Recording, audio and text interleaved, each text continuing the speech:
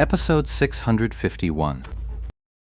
Having broken through the five-man squad's small blockade, the path ahead was clear for now, but the pursuers behind were growing in number. Let Big Brother here teach you a lesson, show you how to handle a situation like this. I've salvaged more than you can count. What scene haven't I seen? Deception wasn't exactly being modest. A scene like this, you've definitely never been through one before.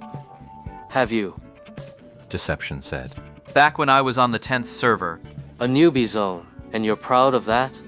Deception cut Yi Shu off with a disdainful sneer. Back in my day. Anyone can talk about the past. He continued his disdain. I entered the heavenly domain at level 50. Did you? Deception couldn't argue with that. This really wasn't a comparison he could win. Reaching the heavenly domain at level 50 was something he had never even imagined. And this man, right here, actually pulled it off. He's still running around at level 52, and with that level, he stirred up this much chaos. Actually, by the time Yi Shu said 10th server, Deception was already convinced. A level 52 who can stir up trouble in the heavenly domain is bound to be a menace wherever he goes. He was just a little sore about it, that's all. The moment the guild members spotted Lord Grimm, they lunged at him, completely ignoring Deception, the infamous king of scavengers. This really hurt Deception's pride. He'd always thought of himself as the kind of terror that made guilds go pale at the mere mention of his name. But now, it was clear, his ferocity only ran skin deep. The guilds feared him and guarded against him, but they had never cornered him like this before, sealing off an entire leveling zone. Could this thing be the boss of all bosses, the kind that only spawns once a year? I need to observe carefully and see where the gap lies. Deception mulled it over. Let me teach you a proper lesson. Deception still wanted to observe for himself, but the other's tone made it clear he was about to be told exactly where he fell short. Deception was instantly displeased again. He had to admit that Lord Grimm might be a bit better than him, but that didn't mean he was going to humbly ask for advice. And on top of that, this guy acted like it was only natural, not a shred of humility in him. If there were truly any other way out, Deception would have parted ways with this person long ago.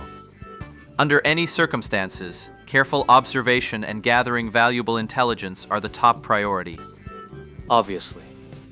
Deception's attitude was anything but proper. He wasn't seeking guidance with any real humility. You know.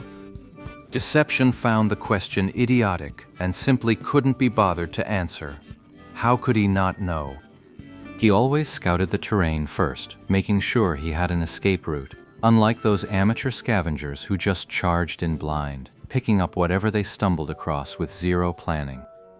No, you don't. You don't even know which empty room has a window.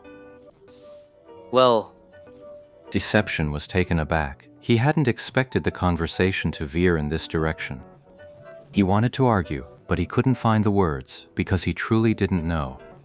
Which empty room has a window? Is that actually useful right now? yes.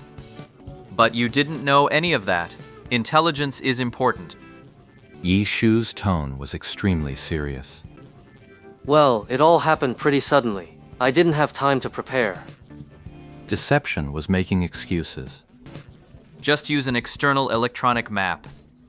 If you don't know about something like that, it means you're not taking intelligence seriously at all. I prefer full-screen gaming. Even he could tell that excuse was flimsy. Hey.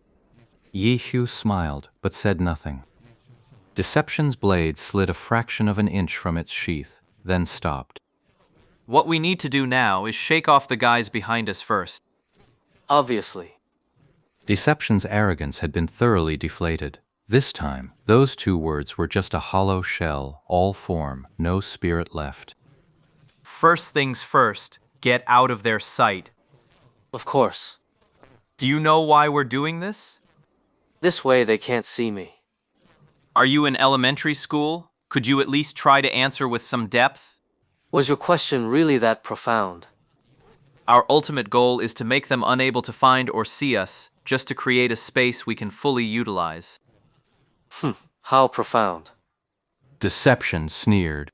So what kind of space is best to use? The question caught him off guard. Deception's train of thought derailed entirely.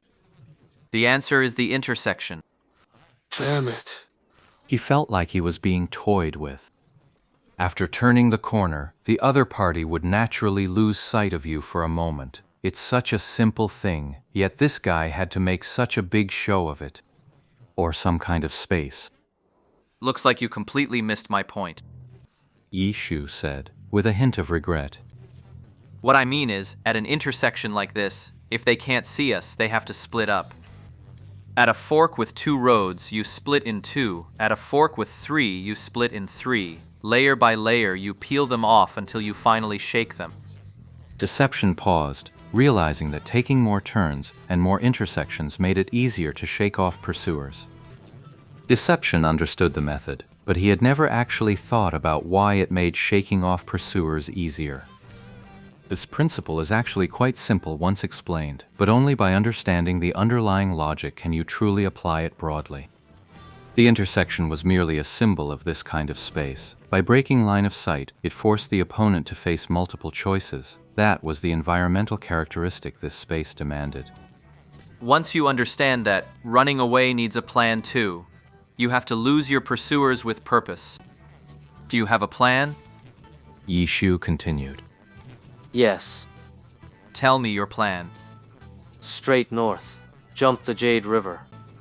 Deception struggled to speak. This plan of his was only a broad direction, nothing like the meticulous, step-by-step breakdown Yi Shu would have used to shake off every single pursuer. But he had to prove that he actually had a plan. Not a bad plan. Yi Shu replied, his tone so flat it was practically asking for a punch. All right, starting from this intersection. Keep up. Yi Shu said, and at the street ahead he turned Lord Grimm left.